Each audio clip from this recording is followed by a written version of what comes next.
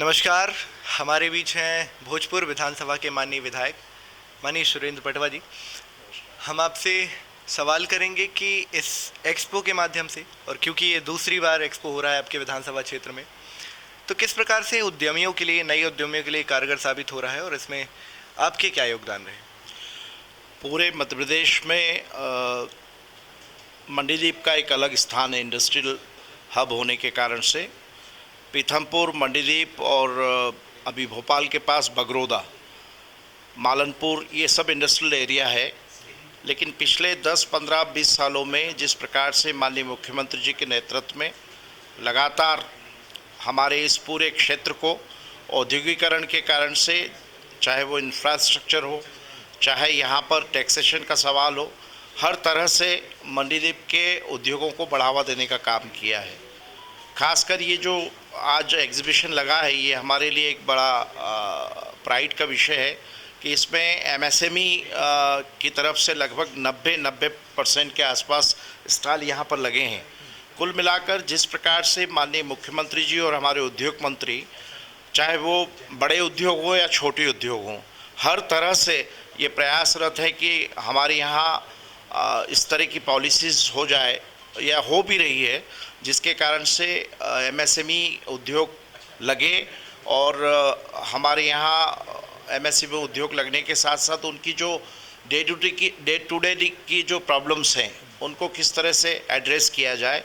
और स्वाभाविक रूप से मैं आज एसोसिएशन के अध्यक्ष और पूरी टीम को बहुत बहुत बधाई देता हूं कि उन्होंने एक बहुत बड़ा कदम उठाकर मंडीदीप जैसी जगह पर ये एग्जीबिशन आयोजित की गई है।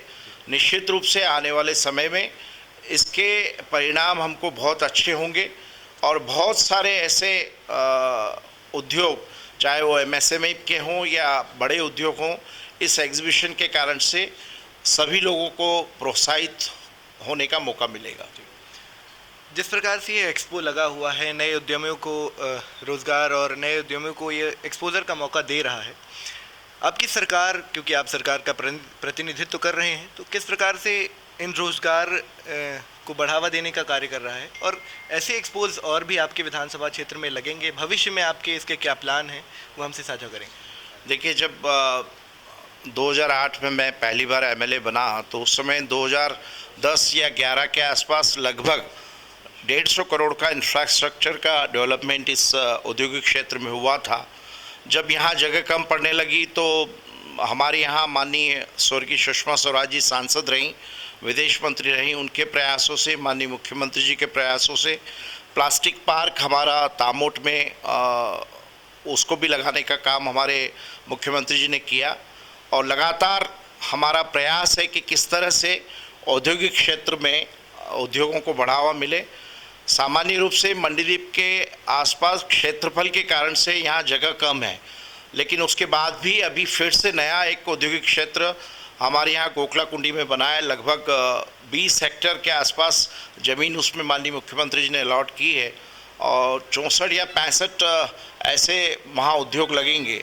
और मुझे लगता है कि जिस प्रकार से अभी ग्लोबल इंडस्ट्री का हमारा कार्यक्रम भी हुआ था इंदौर में, तो इसका पूरा का पूरा माहौल जिस प्रकार से बन रहा है, तो आने वाले समय में एमएसएमई इंडस्ट्रीज़ को भी बहुत बड़ा बढ़ावा मिलेगा। मुझे जानकारी प्राप्त हुई लगभग 1.25 लाख इंडस्ट्रीज़ हमारे यहाँ मध्य प्रदेश में है और भोपाल में 2500 के आसपास यूनिट्स हैं।